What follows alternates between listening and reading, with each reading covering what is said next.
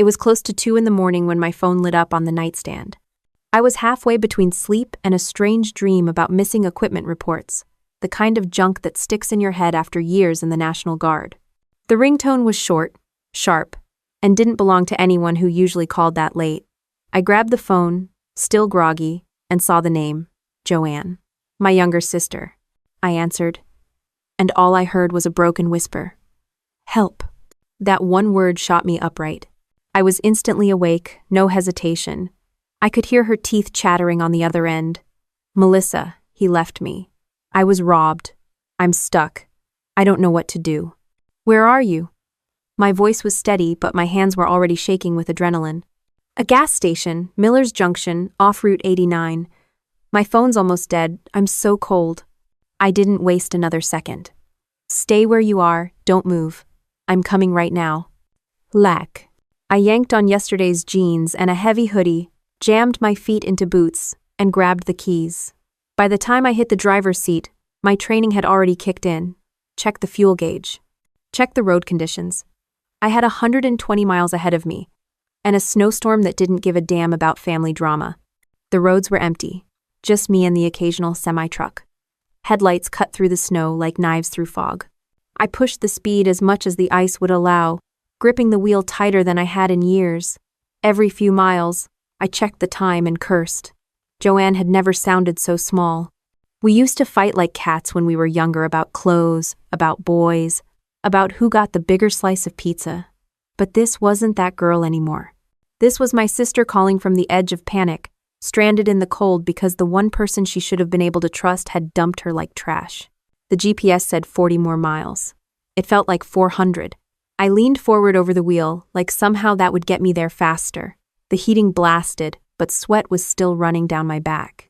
I kept replaying her words in my head. I was robbed. I was abandoned. By who? Why? When I finally saw the glowing sign for Miller's Junction, I slowed just enough to make the turn. The parking lot was nearly empty, except for a couple of trucks and a flickering neon sign that looked like it was one spark away from dying completely. Then I saw her. Joanne was curled up against the brick wall near the ice machine, wrapped in a thin jacket that was about as useful as tissue paper. Her hair was sticking out in every direction, and even from inside my truck, I could see her body shaking. I jumped out, the cold air slapping me in the face, and sprinted toward her. Joanne! That. Her head jerked up. Her face was pale, lips tinged blue, eyes wide with raw fear. She tried to stand, but her legs gave out. I caught her before she hit the ground. God, Melissa, I didn't think you'd make it. Of course I made it, I said, pulling her close, trying to share whatever body heat I had. What the hell happened? She shook her head, tears freezing on her cheeks. Marcus, he took my keys. He said I wasn't welcome anymore. He left me here. I felt something snap in my chest. Her husband, the guy who was supposed to protect her, had thrown her out in the middle of the night in February, like she was some stranger he'd picked up off the street. I opened the passenger door of my truck and got her inside. Cranked the heat to max. She pressed her hands to the vents like she hadn't felt warmth in years. Are you hurt? I asked. Not physically. She hugged herself, still trembling. But, Melissa, he looked at me like he hated me, like I was nothing. I glanced at her, then back at the snowy road as I pulled out of the lot. The heater roared, but she was still shaking. I dug a blanket from the back seat and threw it over her. She curled into it like a child. We drove in silence for a while. The only sounds were the engine and her occasional sniffles. My brain was spinning. I've dealt with chaos before: supply shortages in a combat zone, convoy routes being ambushed, soldiers panicking under fire. But nothing had ever prepared me for the sight of my sister, abandoned by her own husband, sitting outside a gas station like discarded luggage. When we passed the halfway point, I noticed her fidgeting with her wedding ring. Joanne only did that when she was hiding something. Talk to me, I said. What aren't you telling me? She turned her face toward the window, watching the snow blur by. He found out about the money. That made my stomach tighten. What money? She hesitated, then whispered. Mom's inheritance, the land, the shares in the trucking company. It's worth almost $1 million. I nearly missed a turn. You've been sitting on that kind of money and never told me? I was going to use it for the Veterans Fund, she said quickly. You know, the one that helped you and your unit after Afghanistan. I wanted it to be a surprise. I gripped the wheel harder, processing. Joanne had hidden an entire inheritance, not from strangers, but from her husband and from me. No wonder Marcus had lost his mind when he stumbled across it. And when you told him? I asked. She covered her face with her hands. He screamed, said I was stealing his future. Then he grabbed my keys, shoved me out, and drove off. For a second, I thought about slamming the brakes and turning the truck around. March straight into their house, drag Marcus out by the collar, and teach him exactly what happens when you dump a woman in a snowstorm. But years in uniform had taught me one thing. Don't go in blind. Know the terrain, know the enemy, and plan the strike. I forced my breathing steady. Joanne was safe for now. That was the priority. The rest I'd deal with once she was warm, fed, and out of shock. She leaned against the seat, eyes half closed. Melissa, he's not going to stop. He said he'd ruin me. He said he'd make sure I lost everything. I didn't answer. Not yet. But inside, the same part of me that once managed convoys through minefields was already calculating. This wasn't just a family spat. This was war, and Marcus had just picked the wrong damn opponent. I kept my hands steady on the wheel, but inside my chest it felt like I was carrying a live grenade. The heater blasted hot air, the road stretched in front of us, and Joanne finally let herself sag against the seat, her face pale under the dim dashboard glow. Her voice was shaky but clear enough now. I didn't want you to find out like this. Mom left more than the farmhouse we sold. She had land in Vermont, stock in Midwestern freight, and bonds she'd been hiding since the 80s. I didn't know how to tell anyone. I thought if I kept it quiet, I could do something good with it. Moo. I shot her a quick glance. Good as in what? Her hands twisted the blanket. The Veterans Fund. The one you talked about all those years. I wanted to donate most of it there, quietly, no big announcement. Just help the people who came back broken and never got the support they deserved. I blinked at the windshield, snowflakes catching in the beams. On one level, I respected the hell out of that. On another, I couldn't believe she thought keeping it a secret was a smart idea. And you thought Marcus would be fine when he found out you'd erased his payday from the equation? I wasn't erasing anything. She shot back, a hint of fire in her voice now. It wasn't his, it was mine. Mom left it to me. He had no claim. I tightened my grip on the wheel. Joe, you're right about the law, but you've been married to the guy for years. People don't always care what's legal when they think they've been cheated. She pulled the blanket closer and stared out into the dark. I thought maybe he'd understand if he knew it was for the veterans. He pretended to listen, then he just snapped. Said I was selfish. Said I cared more about strangers than my own family. He took my purse, grabbed the car keys, and left me standing in the driveway. The knot in my stomach turned to stone. He robbed you? He took everything. Cash, cards, even my phone charger. He left me the phone so I could figure it out on my own. I shook my head. That man's not just selfish. He's dangerous. And dumping you 120 miles away in the middle of February? That's attempted homicide by frostbite. She tried to laugh, but it came out more like a sob. When he drove off, he just glared at me like I was some kind of thief. I couldn't believe it. Like I was stealing from his future. I focused back on the road, jaw locked. I'd seen betrayal in combat, but betrayal in your own living room cut deeper. The truck rumbled over the frozen pavement, and every mile I drove, the more I wanted to break something or someone. She sniffled. I kept thinking about calling the cops, but what would I even say? That my husband tossed me out in the snow because I wouldn't let him gamble away my inheritance? I almost slammed my fist into the steering wheel. Yes, that's exactly what you should say. But don't worry, I'll handle that conversation when the time comes. Joanne turned her head, studying me. You're serious, aren't you? You'd really step into this? You're my sister, I said flatly. I've spent half my career protecting strangers in deserts halfway across the world. You think I'm going to sit here and let some con man treat my own blood like a doormat? She let out a shaky breath and stared at her ring again. I'm scared, Melissa. He said if I didn't back down, he'd take me to court. He knows lawyers. He said hiding assets is fraud. That made me laugh. Sharp and humorless. Marcus, the guy who can't even keep a job, suddenly an expert on financial law? Please. The only thing he knows about fraud is first-hand experience. Her eyes flicked to mine, a mix of fear and hope. You think he's bluffing? I think he's desperate. And desperate men always overplay their hand. The miles crawled by, but the air in the truck felt heavier than the storm outside. Joanne leaned her head against the window. Her reflection looked older than she really was, like one night had carved years into her face. I cleared my throat. So he found the paperwork. How? He was helping me sort old boxes for tax season. I should have known better. He saw the deed, the appraisal papers. I tried to explain, but once he realized how much it was worth, he exploded. Figures, I muttered. Guy wouldn't recognize loyalty if it smacked him in the face, but he can sniff out dollar signs like a bloodhound. That. Joanne hugged her blanket tighter. I wanted it to be a gift, Melissa. A surprise that meant something. Now it's a curse. I slowed for a red light in a deserted intersection. The glow washed over the truck, painting her face tired and hollow. It's not a curse. It's just money. But Marcus? He's the curse. And the good news about curses is they can be broken. She didn't respond, but for the first time that night, a flicker of relief crossed her face. The rest of the drive was quiet. My brain was already breaking the problem down the way I'd break down a logistics mission. Identify resources, map the terrain, anticipate threats, and plan contingencies.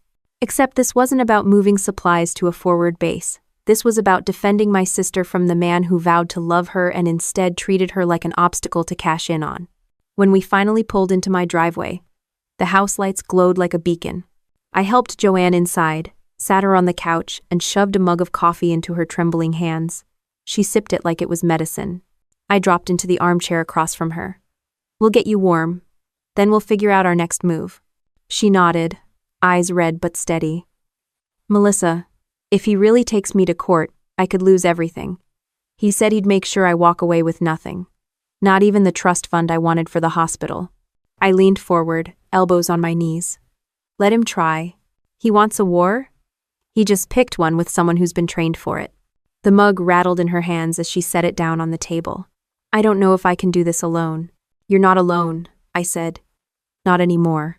The coffee in her mug had gone cold, but Joanne still held it like it was keeping her alive. I'd spent enough nights in briefing rooms to recognize the look. She wasn't just exhausted. She was bracing for something worse. Her voice cracked as she finally said it. Melissa, he told me he's going to sue me.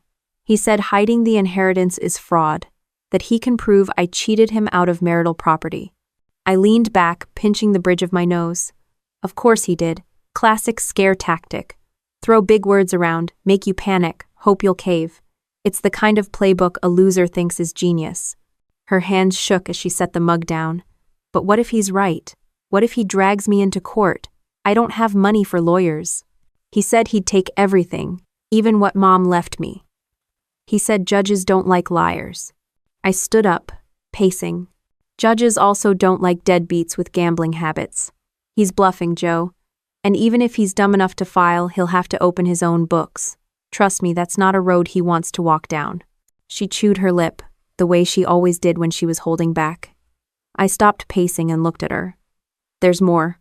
Spit it out. Her eyes filled again.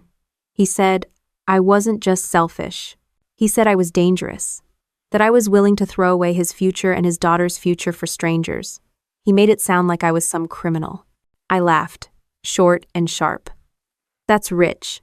Mark is calling someone else dangerous. The guy couldn't spell integrity if you spotted him the vowels. She tried to smile, but it didn't last. He meant it, Melissa. He looked me in the eye and said he'd destroy me in court. He said he had proof. That word sat in the air like smoke. Proof. I dropped into the chair again. Proof of what? That you didn't run to him waving your mother's paperwork the day she died? That you wanted to donate money to a cause instead of his bookie? What's he going to show a judge his DraftKings account? Her shoulders slumped. He said he has texts, emails, that he can show I lied to him for years. Did you? She blinked at me. What? Did you lie to him? Did you ever tell him there wasn't more inheritance when you knew there was? She looked down, twisting her ring again. I avoided it. I said Mom's estate was complicated, that the farmhouse was the main thing. I didn't tell him about the rest. I exhaled through my teeth. That's not fraud. That's called keeping control of your own damn property. He wants to play lawyer? Fine. But he's not going to like Discovery when it drags out his financial mess. Iced it. The word mess seemed to sink into her. She stared at the table, tracing circles in the condensation from her mug. You think he's hiding things too? I don't think, Joe. I know. She looked up at me like I'd just offered her oxygen. How? Because I've seen this before. Guys who shout the loudest about being wronged usually have the most to hide.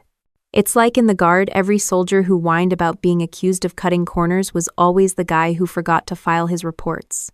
Marcus is no different. Her laugh was bitter. So what?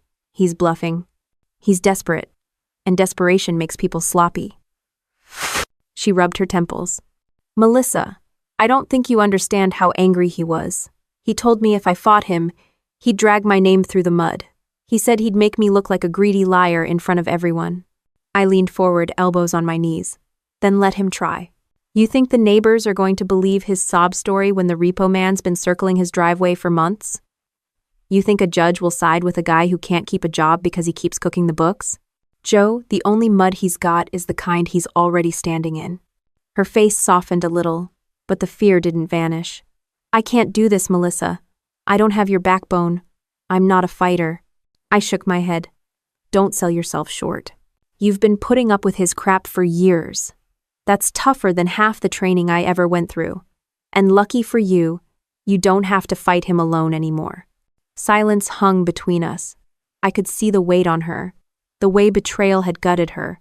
In Afghanistan, when supply lines broke and morale tanked, we always told each other, stay calm, stick to the plan, survive the night.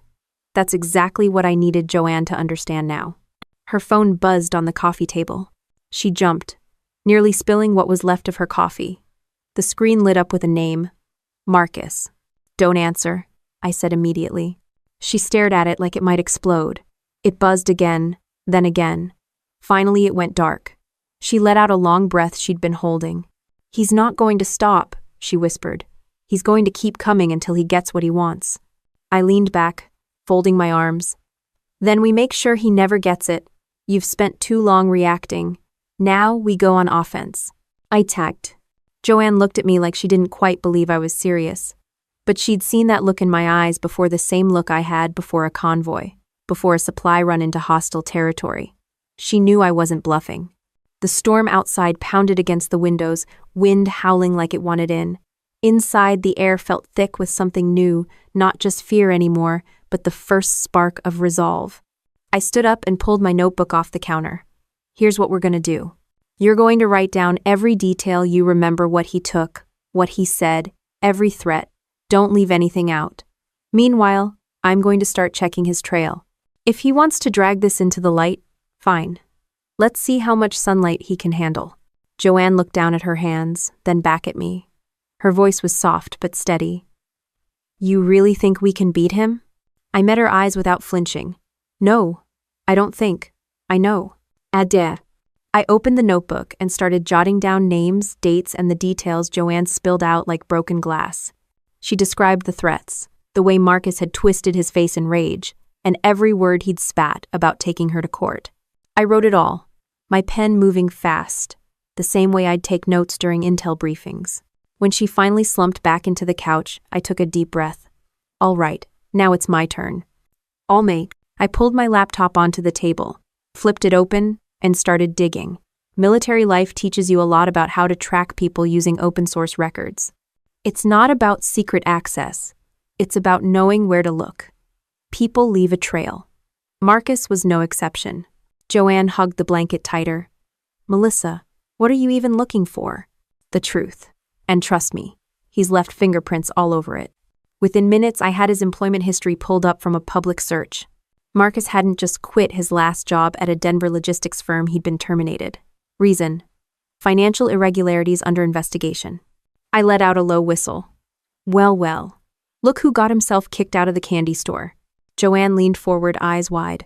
What does that mean? It means your husband's a thief. He was skimming or cooking books and they tossed him before calling the cops. My bet? He cut a deal to leave quietly. She covered her mouth. He never told me. He just said the company downsized. I clicked through more entries, chasing breadcrumbs, payday loans, 2 different companies, both with active collection notices. A string of gambling transactions on DraftKings, FanDuel, and some sketchy offshore sites. Each one like a neon sign screaming addiction. Jesus, Joe. He's not just broke. He's underwater. I'm surprised the man hasn't started selling plasma. Her face went pale. He kept telling me he was looking for work, that it was just a rough patch. I believed him. I thought maybe he was stressed about bills.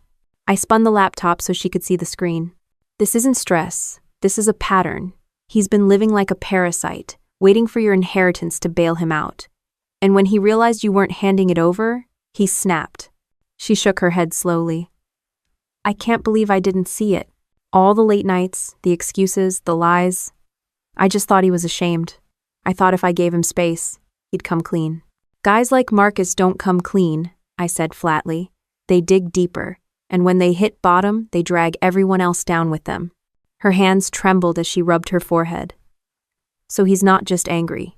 He's desperate. That makes him dangerous. I nodded. Exactly. And desperate men make mistakes. That's where we'll get him. I dug further, cross-referencing his name with court records. My stomach tightened as I scrolled through a case from 3 years earlier. A sealed arbitration agreement with his former employer. Terms undisclosed. Translation: Marcus screwed up badly enough to cost the company money, and they paid him to vanish quietly. Son of a bitch, I muttered. He's been running this scam for years. Joanne's eyes watered again. He always made me feel like I was the irresponsible one, like I was the reason we never got ahead. And all this time, he was bleeding us dry behind my back. I reached across the table and squeezed her hand. He manipulated you. That's what cons do. But he can't hide from a paper trail. She sniffled, pulling herself together. So what now? What do we do with this? We use it. He wants to threaten court? Perfect. We'll walk in with receipts. Judges don't like liars, remember? Let's see how much he enjoys explaining payday loans and missing corporate funds under oath. Her lips curled into the faintest smile. You make it sound like a battle plan. That's because it is, I said, tapping the notebook. Rule 1. Know your enemy. And I'm starting to know Marcus better than he knows himself. I clicked another tab, this time pulling up property records. No surprise his name was tied to nothing of value. No house, no land, no investments. He had less to his name than a 20-year-old private straight out of boot camp. Look at this, I said, tilting the screen toward her. He's been banking everything on you. Without your inheritance, he's got nothing. That's why he's panicking. Joanne swallowed hard. And that's why he dumped me at that gas station. Exactly. He wanted to scare you, break you, so you'd fold. It's the same tactic bullies use when they're cornered. But he underestimated one thing. She tilted her head. What's that? I smirked. Me. That earned a small laugh, the first real one of the night. It was brittle, but it was there. I closed the laptop with a snap. All right, we've got enough to put him on defense. Next step is documenting every cent, every receipt, every threat. If he tries to play this game, we bury him in his own lies. Joanne leaned back into the couch, still pale but steadier now. I don't know how you do it. You make it sound like he doesn't stand a chance. That's because he doesn't, I said. Marcus thinks this is just some family squabble. He doesn't realize he picked a fight with someone trained to plan logistics in a war zone. He's bringing a butter knife to a gunfight. She laughed again, shaking her head. I wish I had your confidence. You will, I told her. Once you see him crumble under the weight of his own mess, you'll know. The clock ticked past 4 a.m. The storm outside finally starting to ease. Joanne pulled the blanket tighter, her eyelids heavy, but she fought sleep like a soldier afraid of letting her guard down. Rest, I said softly. I've got this. Just rest. She hesitated, then finally let her head drop against the pillow. Within minutes, her breathing evened out. I stayed awake, staring at the laptop closed on the table, my mind running through strategies. Every file, every debt, every scam Marcus had pulled was fuel. And if he wanted a war over Joanne's inheritance, then I'd be the one drawing the battle lines. The hum of the heater filled the silence, steady and low, as I kept writing in the notebook names, numbers, patterns. A soldier's kind of map. Only this time the battlefield wasn't overseas. It was right here in our own family. I woke to the sound of Joanne's phone buzzing across the coffee table, the harsh vibration cutting through the thin quiet of the early morning. She stirred under the blanket, still groggy, and reached for it. The screen lit up with an unknown number. Her face went pale as she answered. "Hello?" I watched her lips tighten while she listened. Then her hand started to shake. She pulled the phone away and put it on speaker. A male voice snarled through static, sharp, and menacing. "Tell Marcus his clock's run out. He owes, and if he doesn't pay, we don't care who answers the door." Joanne's breath hitched. "Who is this?" "You've got the wrong number." The voice laughed, low and bitter. "No, sweetheart, I've got the right number. You're his wife. That makes you collateral." Then the line went dead. Her hand dropped into her lap, knuckles white. "Melissa? What the hell was that?" I snatched the phone and redialed. Straight to voicemail. "That," I said firmly, was confirmation. Marcus isn't just broke, he's in deep with people who don't send polite reminders. She buried her face in her hands. "I can't believe this is happening. They're calling me now. They know my number." "Of course they do," I muttered, pacing the room. "If he gave your info on a payday loan or used your name as reference, you're on their radar. And now they're using you as leverage." The room felt colder, the kind of cold that seeps past your skin and into your chest. This wasn't just a messy marriage anymore. It was a threat, and threats needed answers. I grabbed the notebook from the table and jotted down the number. "We'll trace it. I know some people who can help me track this down." Joanne looked up, tears brimming. "Melissa, I don't want you getting dragged into this." "Dragged in?" I snapped. "He left you stranded at a gas station in the snow. You think I'm going to sit back while strangers threaten you in your own home?" She flinched, then nodded quietly. I softened my tone. "We're not victims here, Joe. We're going to turn this around, but you need to be ready for what we might find." Her shoulders slumped. "I don't know how much more I can take." "You'll take it," I said, "because you've got me.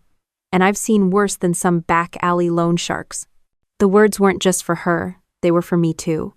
I'd spent years in places where fear was currency, where people folded under pressure because they didn't believe they could fight back. I wasn't about to let my sister fold. By mid-morning, I had 3 missed calls from the same number. Each left a voicemail, each uglier than the last. Promises to visit, threats about breaking what Marcus can't pay, and one particularly colorful warning about fire. Joanne sat hunched on the couch, arms wrapped around herself. "If they come here..." "They won't," I cut her off. "Not unless they want to meet a woman who can clear a room in 15 seconds flat." She cracked the smallest smile, shaky but real. "You sound just like Dad when he used to chase off the high school punks." "Yeah, but Dad didn't have military training and a Glock in her duffel bag." Her eyes widened. "You brought your service pistol?" "Of course I did," I said deadpan. "You think I drive cross-state at midnight unarmed? Come on." That earned me another weak laugh, which was exactly what I needed her to do. But humor aside, the situation was serious. Marcus hadn't just failed his marriage, he'd entangled Joanne in debts tied to men who thrived on fear. And now, their spotlight was on her. I started a list in my notebook. Marcus's employers, payday loan companies, online gambling accounts. The goal was to map his entire mess. When you know the terrain, you know where to strike. Joanne finally broke the silence. "What if Marcus drags me into court? What if he says I was hiding money?" I shook my head. "That's his fantasy. Courts run on evidence, not tantrums. You've got the deeds, the paperwork, and you've got me. He's the one hiding crimes, not you." She exhaled slowly, as if that reassurance gave her the air she hadn't realized she was holding. The doorbell rang then, sharp and unexpected. Both of us froze. I moved first, motioning for her to stay put. I peered through the window, a man in a cheap jacket, holding a clipboard. His car idled on the curb with no company logo, just rust and dents. "Debt collector." I opened the door but stepped halfway out, blocking his view inside. "Help you?" He gave me a plastic smile. "I'm looking for Joanne Miller. She's listed on paperwork tied to Marcus Miller. He's behind on a repayment schedule, and we're authorized to..." "Stop right there," I said flatly. "You're not authorized to do jack on this porch. You want Joanne? You call her lawyer? You set a court date? You don't show up at her door making threats." The smile slipped. Ma'am, I think you misunderstand how this works. No, I snapped, stepping closer. I understand perfectly. You're here to scare her into paying debts that aren't hers. But here's what you don't understand, she's got me. And I don't scare. His eyes flicked to the military dog tags at my neck, then back to my face. The smile was gone now, replaced by irritation.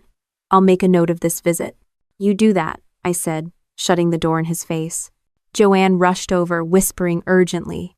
Melissa, you can't just… What if they come back? Let them, I said, locking the deadbolt. Next time I'll have my phone recording and they'll be on YouTube before they hit the sidewalk.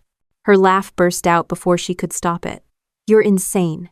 Insane works, I grinned. But once she sat back down, her hands were trembling again. I crouched beside her.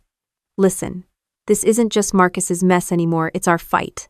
And if they think we're easy targets, they're about to find out they picked the wrong family. She nodded slowly, determination starting to edge past the fear. Okay, then what's the plan? I tapped the notebook. Step 1, gather proof. Step 2, build leverage. Step 3, hit Marcus where it hurts. If we do it right, he'll be the one begging for mercy. The faintest spark lit in her eyes. Family revenge stories don't usually have happy endings, do they? Only when the family fights back, I said. The phone buzzed again, another unknown number flashing across the screen. Joanne reached for it but hesitated. I grabbed it instead, letting it ring until it cut off.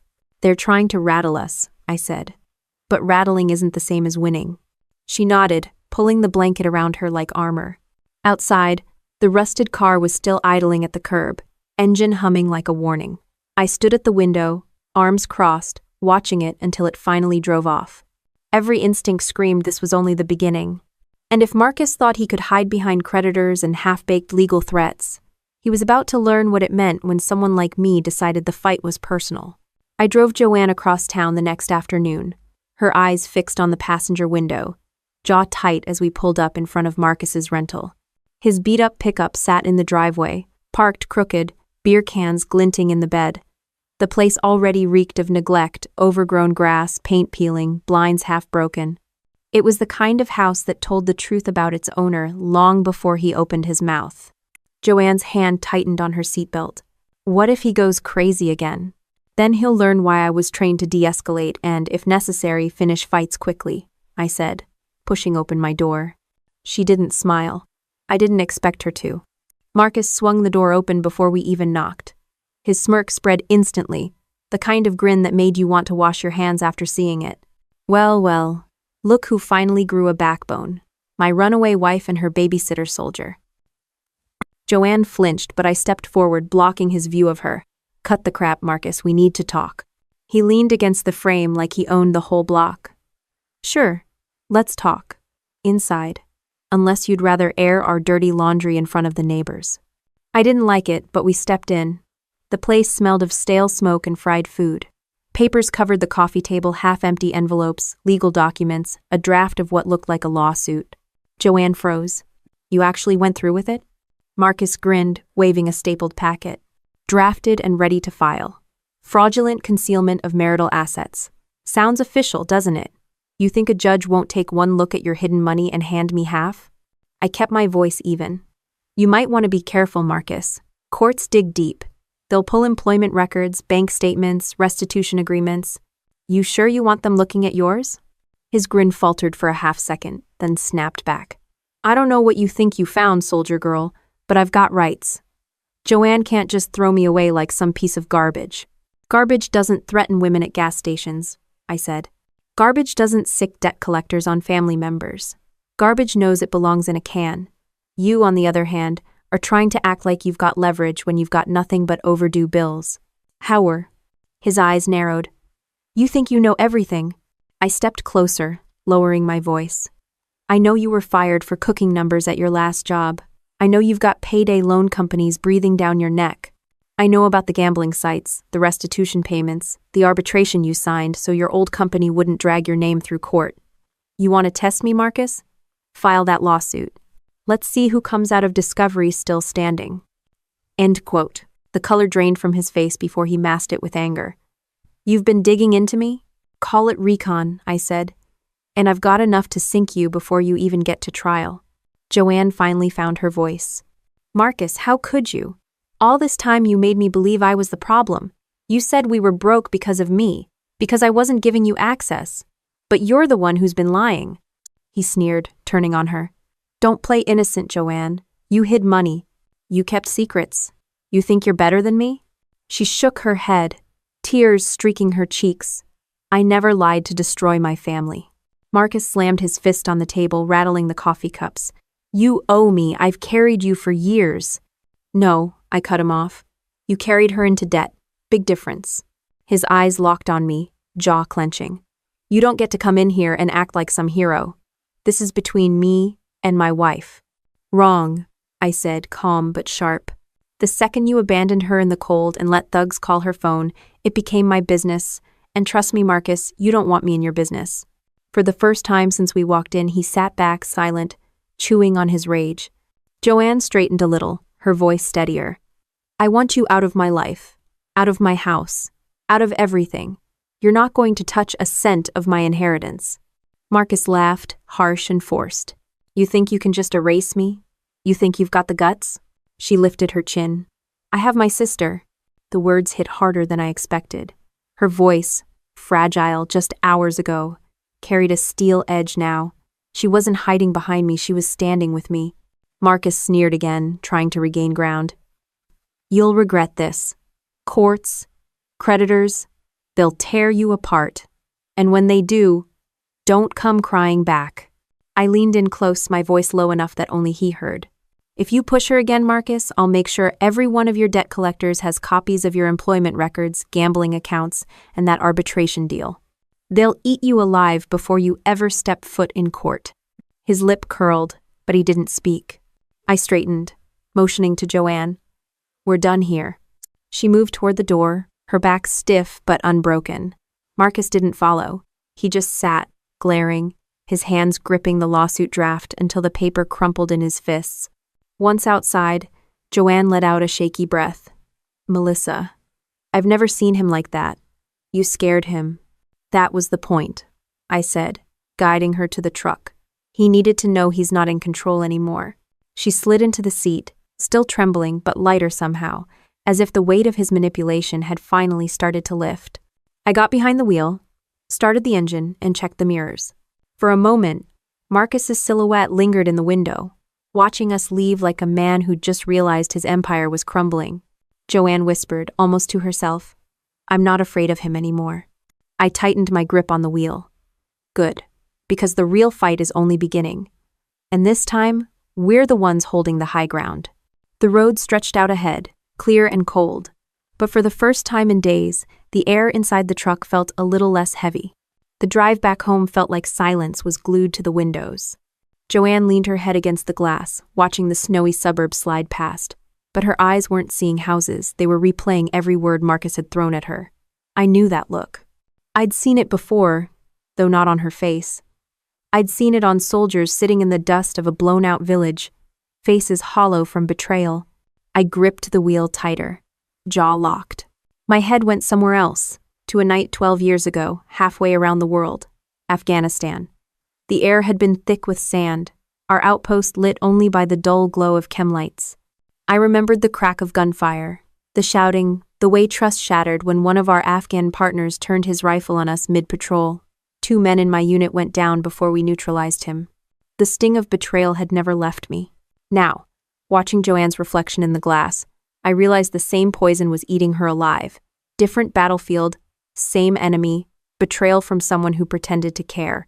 I broke the silence. You know what Marcus reminds me of? A turncoat. Smiles in your face while his hand's already reaching for the knife in your back.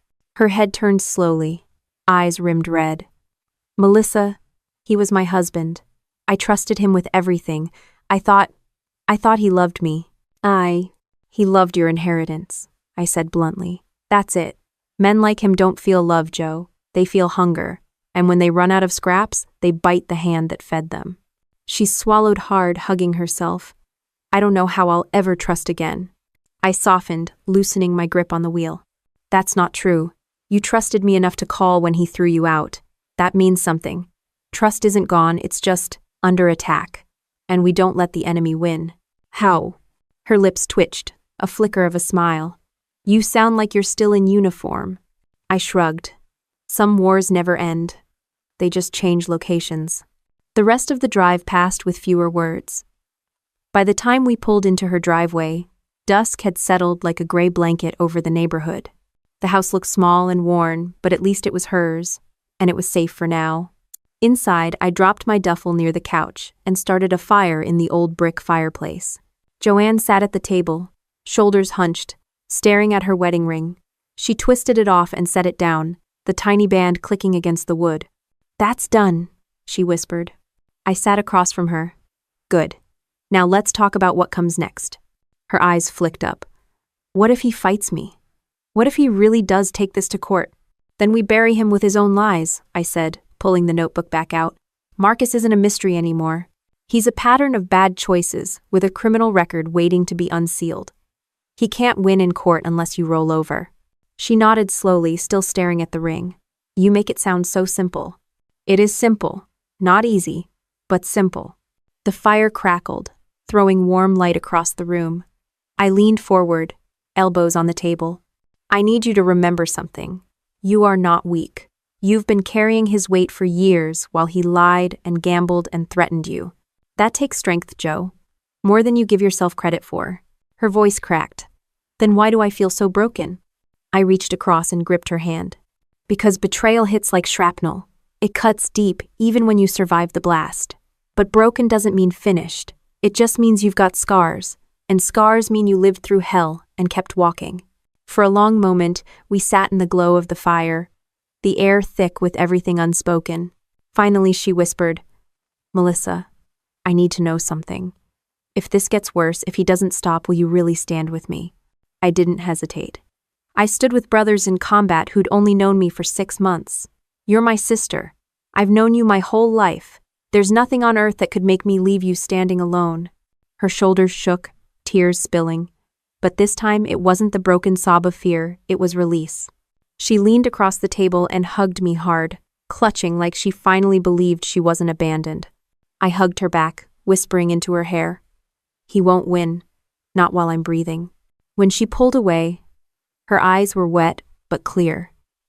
For the first time since this mess started, I saw something in her that looked like resolve. She wiped her cheeks, her voice steadier. Then let's fight him. Let's make sure he never hurts me or anyone again. I smirked. That's the spirit. Welcome to the war room. She actually laughed at that, shaking her head. Only you would call divorce a war. It is when the other side plays dirty, I said, and Marcus plays filthy. I leaned back, letting the warmth from the fire sink into my bones. The memory of Afghanistan still lingered, faces, dust, betrayal, but it no longer felt like just a ghost. It felt like training. Like every scar had prepared me for this exact fight. Joanne picked up the ring one last time, studied it under the firelight, then dropped it into the flames. The gold hissed and cracked as it sank into the coals. I didn't say a word. She didn't need permission. That was her victory, small but real. She turned back to me, her face calmer than I'd seen in days. So, what's the next move, Captain? Next move, I said, grabbing the notebook again, is turning all of Marcus's skeletons into weapons. We'll make him wish he never tried this. End duel. Her eyes glinted, no longer just sad, but sharp. Then let's get to work. The fire roared higher as the wind outside howled, but inside that little house, something shifted. Joanne wasn't just surviving anymore. She was ready to fight. And that meant Marcus had already lost half the battle. I spread the papers across Joanne's kitchen table like a field map, each line of debt and every note of misconduct its own piece of terrain. She sat beside me, still red-eyed but sharper now, a pen clutched in her hand like a weapon. All right, I said, tapping the stack of printouts.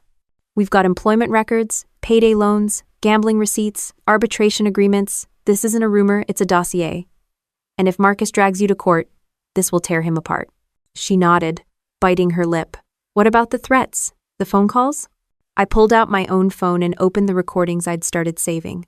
Each voicemail, full of snarls and thinly veiled warnings, was another bullet in our chamber. I hit play on one, the collector's voice filling the room. Tell Marcus he's out of time. If he doesn't pay, the fire comes to you. Joanne shivered, wrapping her arms around herself. How can someone just say that? Like it's normal? Because to them it is, I said bluntly. Fear is their business model. But now we've got it on record. And the second Marcus tries to make himself look like a victim, we drop this on the table. Judges love evidence. Threats, gambling, fraud, that's the trifecta of self-destruction. She leaned closer, scanning one of the bank statements. Melissa, what's this line? Cash transfer? $3,000? I traced the entry with my finger. Good catch. He wired money to Western Asset Recovery. Not a bank. That's one of those third-tier collectors. They buy bad debt for pennies on the dollar. If he's paying them, it means his credit is radioactive. Her jaw dropped. And he still had the nerve to accuse me of being irresponsible? Projection, I muttered, scribbling in the notebook. Liars always accuse others of the thing they're guilty of. It's how they survive until someone calls their bluff. I flipped open another folder I'd pulled from online court databases. Here, Marcus Miller versus Axiom Tech, Denver County. Arbitration sealed. But look this footnote? Restitution paid in monthly installments, $60,000. He's still paying it down. Joanne's hand flew to her mouth. $60,000? He told me he left because the company was toxic, that they didn't appreciate him. Companies don't pay you to leave because they don't appreciate you, I said dryly. They pay you to shut up after you've been caught with your hand in the till. The pen snapped in her grip, ink bleeding into her fingers. I wasted years on this man. Years. I slid a napkin across the table. You didn't waste them. You survived them. Big difference. Now it's time to make those years mean something by making sure he never does this again. She exhaled sharply, gripping the napkin like it was a lifeline. So how do we use this? What's the actual plan? Step 1, I said, flipping to a clean page in the notebook. We line up all the evidence in a timeline, show a clear pattern of fraud, gambling, debt. Step 2, we take copies to an attorney, someone who knows family law cold. Step 3, we confront him again, but this time on our terms, with the lawyer backing you. That way, he can't spin this as just a domestic spat. He'll see it's war, and he'll know he's losing. Her eyes narrowed. And if he refuses to back down? Then we push him into a corner. We've got creditors, court documents, even criminal behavior. You don't negotiate with a man like Marcus. You corner him until surrender looks like his only option. Joanne's lips curved into a grim smile. Sounds military. That's because it is, I said, grinning. Different battlefield, same tactics. Identify weakness, exploit it, win before the fight even starts. She sat back, rubbing the ink from her fingers. I want him to feel what I felt. I want him to know what it's like to be powerless. I leaned across the table. He will. Because men like Marcus only understand one thing, losing. And we're about to give him a masterclass. I spent the next 2 hours scanning, copying, and organizing every scrap of data into labeled folders. Joanne watched, occasionally pointing out details I'd missed, dates he'd claimed to be working late, but were actually tied to gambling transactions. Weekends he swore he was visiting friends, but lined up with massive ATM withdrawals near casinos. The more she saw, the straighter she. Saturday. By the time the folders were stacked neatly on the table, she looked less like a victim and more like a plaintiff preparing for trial. Melissa, she said finally, voice steady, do you think I can actually win? I smirked, tucking the last document into place. Jo, we don't just win, we annihilate. She laughed, quick and sharp, surprising both of us. God, I needed to hear that. I leaned back, stretching my arms. Think of it this way. You spent years playing defense while Marcus ran offense with lies. Now we flip the script. He's the one scrambling. Her gaze drifted to the fireplace where her wedding ring had melted into the ashes. Then let him scramble. I'm done playing his game. The phone buzzed again, another unknown number flashing across the screen. Joanne tensed, but I picked it up, hit record, and answered. This is Captain Turner, I said crisply. A pause. Then the same gravelly voice from before. Marcus has until Friday, no payment, and things get ugly. Listen carefully, I said, voice cold as steel. If you or anyone you know comes near my sister again, you won't be dealing with Marcus. You'll be dealing with me. And trust me, you don't want that. The line clicked dead. Joanne stared at me, stunned. Melissa, was that safe? Safe? I shrugged. No. Effective? Absolutely. She covered her face, half laughing, half horrified. You're insane. Maybe, I admitted, jotting down the timestamp in the notebook. But insanity wins wars. For the first time, she didn't argue. By evening, the folders were packed neatly into a box labeled Marcus Evidence. Joanne traced the marker letters with her fingertips, then looked at me. Melissa, thank you for not letting me drown in this. I met her gaze, steady. That's what sisters are for. You don't leave family behind. Not in combat, not at home. The wind rattled the windows, but inside, the air was warm, heavy with the smell of wood smoke and the faint sting of ink from our long day's work. Joanne leaned back in her chair, tired but stronger, like a soldier who'd finally found her footing in the middle of chaos. The box sat between us, full of Marcus's sins, and I knew the next time we opened it, we'd use every page to bring him down. The storm clouds rolled in just as night settled over Joanne's house, the kind of winter sky that pressed low and heavy, like it was daring you to step outside. I double-checked the locks on every door, tightened the windows, and set my duffel by the couch with the pistol case tucked neatly inside. Joanne watched me from the kitchen table, her hands wrapped around a mug she wasn't drinking from. You always prepare like this? She asked quietly. I shrugged, running a fingertip along the deadbolt. Habit. Overseas, you never slept without knowing your perimeter. Here, different enemy, same principle. She tried to smile, but it didn't stick. Marcus won't come tonight, will he? Not Marcus, I said, pulling the curtain shut. But men he owes? That's another story. Her eyes widened. Melissa. Before she could finish, her phone buzzed on the table. Unknown number again. She reached for it, but I was faster, flipping it open and pressing record. Hello? I said. A voice sneered through the static. Tell Marcus time's up. If he can't pay, maybe we settle with his pretty wife instead. I leaned into the receiver, voice steady. You make one more call to this number. You'll be explaining yourself to law enforcement. And if you show up here, let's just say you won't like who answers the door. The line went dead. Joanne's mug clattered against the table. They know I'm here, Melissa. What if they really... They won't. I cut her off. And if they do, they'll regret it. I set the phone down, then pulled my chair closer to hers. Listen, Joe, tomorrow we confront Marcus with everything. But tonight, you need to breathe. Fear makes you sloppy, and sloppy doesn't win. She exhaled shakily. I don't know how you stay so calm. I gave her a half smile. You didn't see me the first time mortars landed on our FOB. My hands shook so hard I could barely reload. Calm isn't natural, it's practice. And you're about to get plenty of it. She managed a small laugh. You always did know how to make crazy sound normal. The clock ticked toward midnight. Joanne finally went upstairs, but I stayed in the living room, notebook open, lamp low. I went through every page of evidence again. Marcus's loans, his gambling records, the arbitration, the threats. The pattern was clear, damning, and airtight. But in the back of my head, a darker thought crept in. Marcus wasn't just desperate. He was reckless. And reckless men didn't always wait for courts to decide their fate. The wind rattled the window just as headlights flashed across the front yard. My chest tightened. I killed the lamp and crouched near the curtain, peeking outside. A black sedan idled at the curb. No logo, no plates I could make out. The engine hummed low, steady. I slipped the pistol out of its case and kept it at my side. The car sat there for a full minute before pulling away, disappearing down the street. Joanne's footsteps pounded down the stairs. What happened? I saw lights. I holstered the pistol. Nothing, just someone turning around.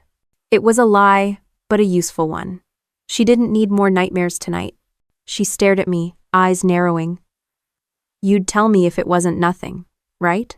I paused, then nodded. If it mattered.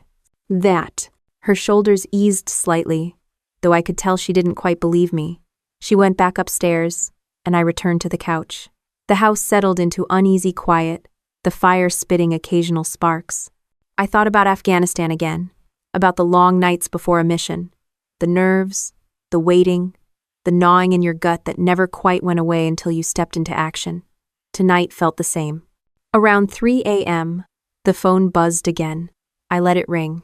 Whoever it was, they could stew in their own bile. By then, Joanne was finally asleep upstairs, her breathing steady enough that I could hear it faintly from below. I wrote one last line in the notebook before shutting it. Tomorrow, Marcus sees the battlefield for what it island, and he won't like the terrain. I set the notebook on the table, leaned back against the couch, and let my eyes close for a moment, listening to the fire crackle and the wind press against the walls. Sleep wouldn't come easy, but I didn't need easy. I just needed enough to face the storm head-on when the sun came up. And for the first time in weeks, Joanne wasn't the one keeping watch over her life. I was. Morning light cut across the snow, harsh and white, as Joanne and I pulled into the parking lot of her attorney's office. Neutral ground. Not Marcus's house, not hers. Somewhere public enough to keep him from exploding, private enough to lay everything out without an audience. She smoothed her coat nervously, clutching the folder of documents we'd spent nights assembling. Melissa, what if he walks in here with some trick? Some lawyer ready to tear me apart? Then we bury them in evidence, I said, shutting off the truck. Lawyers love clean paper trails, and we've got one that leads straight to Marcus's downfall. She nodded, but I saw her hands trembling as we walked inside. The conference room was all glass walls and stiff furniture, the kind of space designed to intimidate. Our attorney, a sharp woman named Denise Walker, sat at the head of the table with calm eyes and a legal pad. Joanne slid into the seat beside her, clutching my hand under the table like she was about to board an aircraft in turbulence. 10 minutes later, Marcus swaggered in, his grin stretched too wide, his eyes darting like he'd already had 2 cups of liquid courage. He tossed a manila envelope onto the table. Fraud, concealment, emotional distress. My lawyer says this'll stick. Denise raised an eyebrow, sliding the envelope open with 2 fingers. She scanned the first page, then set it down. Mr. Miller, if this is what you intend to file, I suggest you consider your own exposure first. Marcus laughed, leaning back. Exposure? She's the one who hid money from her husband. I leaned forward, voice flat. You mean the inheritance her mother left her? The property she had every legal right to manage? Or are you talking about the cash you burned through while gambling online under 3 different usernames? His grin twitched, but he didn't flinch. You don't have proof. Denise tapped the box of documents on the table. We have proof, Mr. Miller. Records of your termination at Axiom Tech for embezzlement, payday loan contracts signed in your name, bank transfers to third-party collectors, gambling receipts tied to your personal accounts, and, most importantly, voicemails from debt collectors threatening Joanne because of debts tied to you. If you want this to go to court, it won't be Joanne on trial, it'll be you. For the first time, the color drained from his face. He shifted in his chair, sweat beading at his temple. You can't just dig up my private life like that. You did that yourself, I said coldly. We just followed the trail. When Joanne finally spoke, her voice shaking but steady. Marcus, you lied to me about everything. You made me think I was selfish, that I was ruining us. And all the while, you were burying us in debt. I'm done. This ends today. He slammed his fist on the table, making the pens jump. You can't erase me. I'm your husband. Half of everything is mine. Denise didn't even blink. Colorado courts don't grant half of inherited assets to spouses, Mr. Miller. And fraud voids most claims before they even start. If you want to argue this in front of a judge, I welcome the opportunity. But I promise, you won't like the discovery process. He leaned back, sneering at me. This is your doing. You poisoned her against me. I met his glare head-on. No, Marcus. You did that when you left her shivering at a gas station. You did that when you chose a poker app over your marriage. You did that when you let collectors threaten her safety. I'm just the one making sure you face it. His mouth opened, then shut again, like he'd run out of words to twist. He looked at Joanne, searching her face for weakness, but found nothing. She sat straighter now, hands folded over the folder, chin lifted like she'd finally remembered she had a spine. Denise folded her hands calmly. Here's what we're offering. You sign the divorce papers today. You waive any claim to Joanne's inheritance. In exchange, she agrees not to pursue charges related to your debts, gambling, or workplace misconduct. You walk away clean. It's the best deal you're going to get. Marcus barked a laugh, but it came out hollow. And if I don't? I leaned forward, lowering my voice until it was just above a whisper. Then we hand every document in this box to your creditors, your former employer, and the district attorney's office. And when the collectors come knocking, don't look at Joanne. Look in the mirror. The silence that followed stretched tight across the table. Marcus's hands twitched against the armrest. He glanced at the envelope he'd brought, then at the box of evidence, then back at Joanne. You'd really do it? He asked, his voice smaller now. Denise answered smoothly. She doesn't need to. I will. Joanne's lips pressed into a thin line. Sign the papers, Marcus, and get out of my life. End of quote. For a moment, I thought he might flip the table, storm out, make some last dramatic scene, but instead, he slumped back, shoulders sagging. The fight drained out of him, leaving only a man cornered by his own lies. Fine, he muttered. I'll sign. Denise slid the papers across the table with quiet efficiency. The pen scratched against the page, each stroke another nail in the coffin of his marriage. When he finished, he shoved the papers back with a scowl. This isn't over, he spat, glaring at Joanne. She met his eyes, steady now. Yes, Marcus, it island. I stood as he gathered his coat and stormed out, slamming the door so hard the glass rattled. Joanne let out a shaky breath and leaned against me, her whole body trembling. Denise closed the folder calmly. It's not often we see someone like him fold without a fight. You both handled this well. I nodded, squeezing Joanne's shoulder. One battle down, but we'll keep watch. He's not the kind of man who stays quiet for long. Joanne lifted her head, her eyes clear despite the tears shining at the edges. But at least now I'm not afraid of him anymore. I smiled faintly. That's what victory feels like. Outside, the snow had stopped, sunlight breaking through the clouds in sharp beams. Joanne stepped out of the office into the cold air, her breath visible, but her shoulders lighter. The fight wasn't over, but the tide had turned, and for the first time in months, she was walking forward without Marcus's shadow at her heels. The drive home was silent except for the hum of the heater. Joanne sat slouched in the passenger seat, the signed papers clutched in her lap like they might vanish if she let go. Her eyes were swollen, but her mouth was set, firm. When we pulled into her driveway, she didn't move right away. I killed the engine and waited. Finally, she let out a long, shaky breath. It's really over, isn't it? On paper, yeah, I said. But he'll need time to accept that reality. Men like Marcus don't handle losing well. She nodded slowly, staring at the house.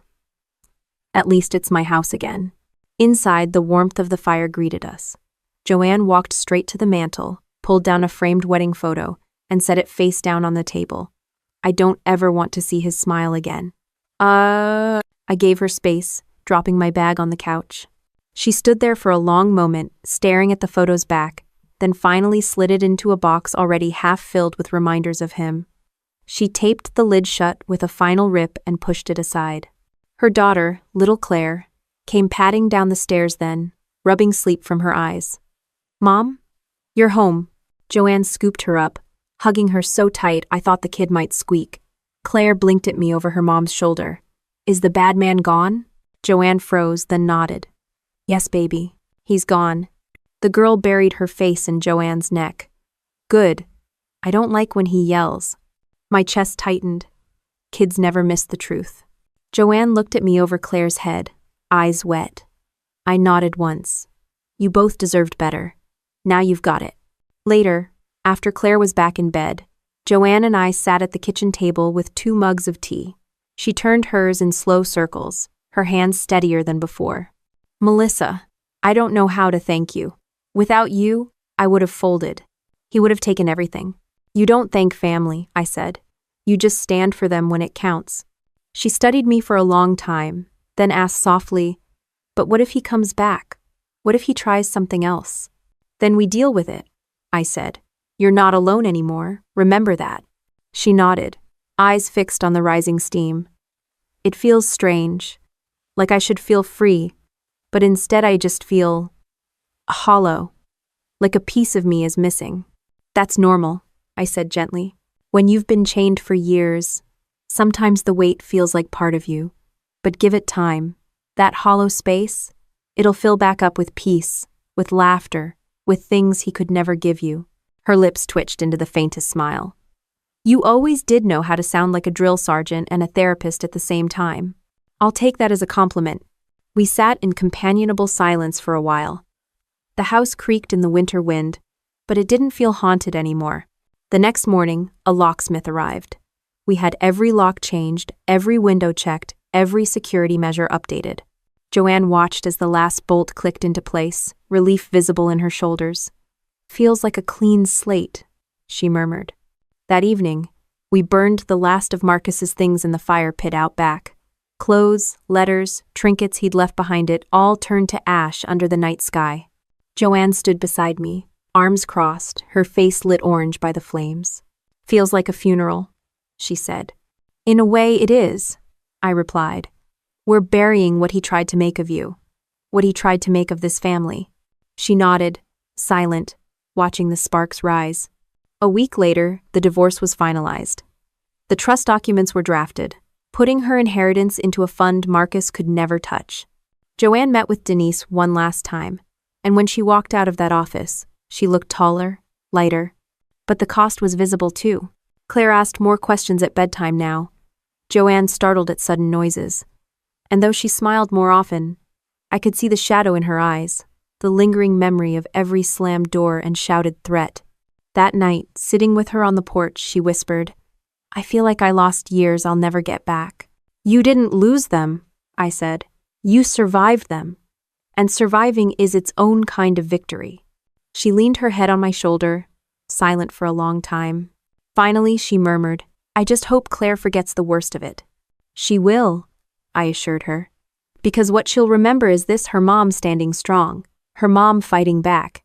That's the story that sticks. Joanne exhaled, her breath clouding in the cold air. I couldn't have done it without you. I looked out at the quiet street, the snow glittering under the streetlights. That's what sisters are for. Marcus underestimated that, and that's why he lost. Odd.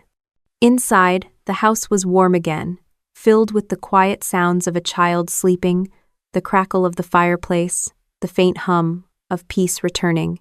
Joanne walked past the empty mantel, where the wedding photo used to hang, and replaced it with a picture of Claire grinning in her school uniform. A better memory, a better anchor. The cost had been high, tears, fear, years of manipulation, but she'd bought her freedom, and now she was finally learning how to live with it. Snow melted into slush along the sidewalks as spring edged its way into the city. Joanne's house no longer felt like a bunker. It felt like a home again. The locks were new, the walls freshly painted, and the quiet was no longer suffocating but steady. Claire's laughter filled the living room as she sprawled on the floor with colored pencils, sketching a sun with lopsided rays. Joanne sat at the kitchen table across from me. Papers spread out again, but these weren't debts or lawsuits. These were trust documents. The attorney says it's airtight, she explained, sliding the packet toward me. The money will be in a fund under Claire's name, with provisions for education and long-term care. The rest, she hesitated, then smiled faintly, will be donated to the Veterans Relief Foundation. I flipped through the pages, nodding. It's solid. Marcus can't touch it, not now, not ever. You've locked him out for good. Her shoulders sagged, the kind of release you don't get from one deep breath, but from months of grinding fear finally letting go.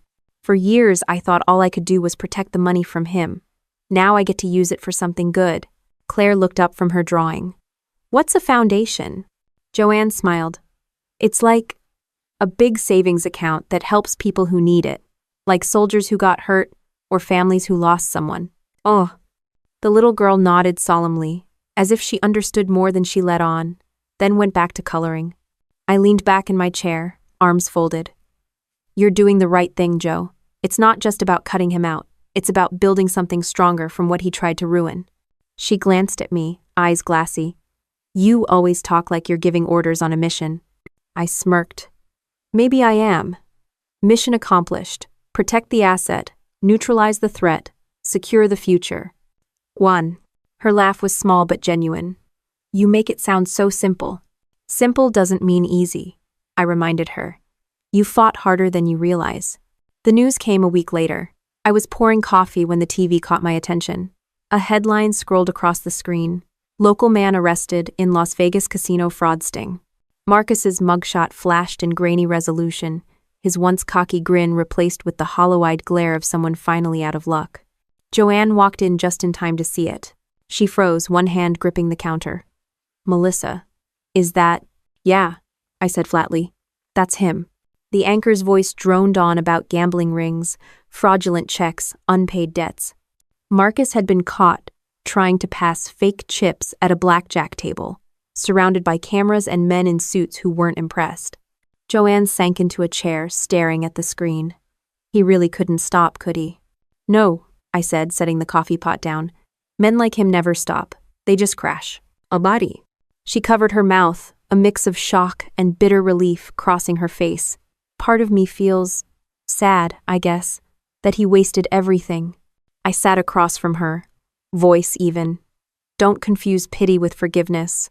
Feeling sorry for him doesn't mean you owe him anything. Her eyes flicked to mine, searching. "Do you think he'll ever change?" I shook my head. Prisons are full of men who swore they'd change. Marcus's problem isn't bad luck. It's who he islanded and who he has finally caught up with him. When? She looked back at the screen as the segment ended, the anchor moving on to weather. Joanne exhaled, shoulders trembling. "It's over, isn't it?" "Yeah," I said. "Now it really island." That night, she pulled out a small box from the closet. Inside were mementos, letters, photos, little tokens she hadn't been able to part with before. Without a word, she carried it to the fire pit in the backyard. Claire stood by her side, clutching her hand. Together, they tipped the box into the flames. The paper curled, blackened, turned to ash. Joanne stood tall, her daughter's hand in hers, watching every trace of Marcus burn away. I stood a few feet back, arms crossed, letting them own the moment. This wasn't my battle to finish, it was hers. And watching her face, calm and unflinching in the glow of the fire, I knew she'd finally found her closure. Later, when the fire died down, she joined me on the porch with 2 mugs of tea. Claire had gone to bed, her laughter still echoing faintly through the house. Joanne sipped slowly, then said, "You know, I used to think strength was pretending everything was fine, smiling when I wanted to scream. Now I get it. Strength is saying enough and walking away." I raised my mug in a mock toast. "Took you long enough." She rolled her eyes, but she smiled. The night stretched quiet around us, the kind of quiet that doesn't feel heavy but earned. I thought back to the desert, to the faces of men I'd lost, to the way betrayal had carved holes in me I thought would never heal. And then I looked at Joanne, alive, free, sitting in the soft glow of her rebuilt life. "Jo," I said, my voice low, "I made a promise once. Overseas, when everything went sideways, I swore I'd never let betrayal take someone I loved again. That's why I fought so hard for you. Because this—" I gestured toward the house, toward the laughter still lingering in its walls. "This is worth fighting for." Her eyes shone in the dim light. She reached across and squeezed my hand. "Then I promise too, to never let anyone take this from me again." The wind stirred, carrying the faint smell of smoke from the fire pit, the ashes of Marcus's last grip on her life drifting into the night. We sat there together, sisters bound not just by blood but by battle, sipping tea as if the world had finally stopped spinning so violently. And for the first time in a long time, peace didn't feel like a dream. It felt like home. Looking back on everything, it strikes me how battles don't always happen on foreign soil or in uniform. Sometimes the hardest fights are the ones waged inside your own family, in kitchens and courtrooms, against people who were supposed to love you. Marcus thought he could win by fear, by twisting Joanne's trust, by drowning her in debt, by turning her own life into a weapon against her. But fear only works when no one stands up to it. Joanne found her strength again, and she didn't find it by pretending she wasn't hurt. She found it by saying, "Enough," by burning the lies, changing the locks, and protecting what was hers and her daughter's future. She learned that revenge isn't about screaming louder or hitting harder. It's about outlasting, outsmarting, and taking back control so completely that the other side can't touch you anymore. For me, it was a reminder of why I put on the uniform in the first place. Discipline, vigilance, loyalty, those weren't just lessons for war zones. They were the same principles that pulled Joanne out of the shadows Marcus had shoved her into. Family deserves that same kind of defense. And sometimes, it takes the sharpness of a soldier to protect what matters most at home. In the end, Marcus lost not because we shouted him down, but because he couldn't live with the truth catching up to him. Joanne didn't just survive him, she built something stronger in his place. That's the victory. The battlefield changes, the enemies change, but the mission never does. Protect the ones you love, fight for the truth, and never ever let betrayal be the final word.